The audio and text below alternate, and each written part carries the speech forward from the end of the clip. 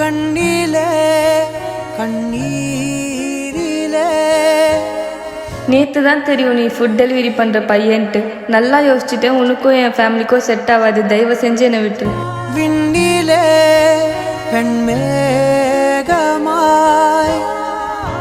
கலைந்தேன் நான், மெல்ல மெல்ல கரைந்தேன். அழுகை எனும் அருவியில் தினம் தினம் நானும் விழுந்தேனே.